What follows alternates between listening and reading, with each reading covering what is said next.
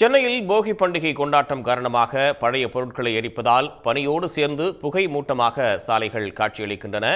கூடுதல் விவரங்களோடு செய்தியாளர் கிருஷ்ணா இணைப்பில் இருக்கீங்க. கிருஷ்ணா, தற்போது நீங்க எந்த சாலையில் இருக்கீங்க? கூடுதல் தகவல்.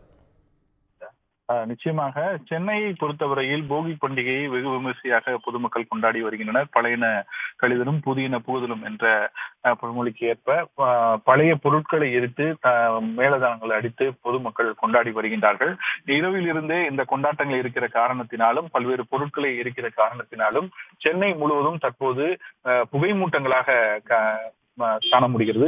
குறிப்பாக சாலைகள் முழுவதுமாக இந்த புகைமூட்டம் என்பது இருக்கிறது. குறிப்பாக பனியோடு சேர்ந்து ஏற்கனவே பனி அதிகமாக இருக்கிற காரணத்தினாலும் இதே நேரத்தில் புகையும் சேர்ந்து இருக்கிற காரணத்தினால் சேர்ந்து ஒரு பனியுடன் சேர்ந்த புகைமூட்டமாக சென்னை முழுவதும் காட்சியளிக்கின்றன. சாலை முழுவதும் எதிரே வரும் வாகனங்கள் தெரியாத அளவிற்கு முழுவதுமாக சாலை என்பது இந்த புகைமூட்டத்தால் மூடியிருக்கும் அந்த காட்சிகளைத்தான் சாலை முழுவதும் பார்க்கப்படுகிறது.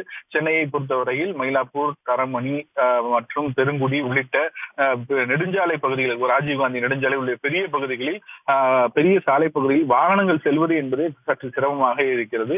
எதிரில் என்ன வாகனங்கள் வருகிறது, என்ன வாகனங்கள் செல்கிறது என்பது தெரியாமல் மெதுவாகவே செல்லக்கூடிய ஒரு சூழ்நிலையில் தான் தற்போது இந்த புகைமூட்டம் என்பது சென்னை முழுவதுமாக காட்சியளிக்கிறது.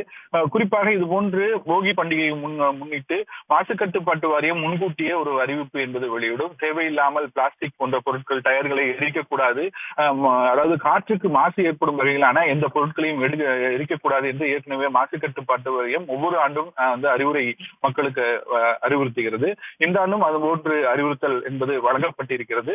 இருப்பினும் ஆங்காங்கே இந்த பழைய பொருட்களை எரிக்கிற காரணத்தினால் ஏற்பட்ட இந்த புகைமூட்டத்தினால் காற்று என்பது எவ்வளவு மாசுபட்டிருக்கிறது என்பதை தொடர்ந்து மாசு கட்டுப்பாட்டு வாரியம் அளவீடு செய்து வருகிறது. ஆங்காங்கே தரக்குறியீடுகளை அரவு செய்து இன்று மாலை எந்த அளவிற்கு காற்று என்பது இதனால் மாசு ஏற்பட்டிருக்கிறது என்பது குறித்தும் மாசு கட்டுப்பாட்டு வாரியம் தொடர்ந்து ஆய்வு மேற்கொண்டு அதற்குண்டான தரவுகளையும் வெளியிட இருக்கிறது.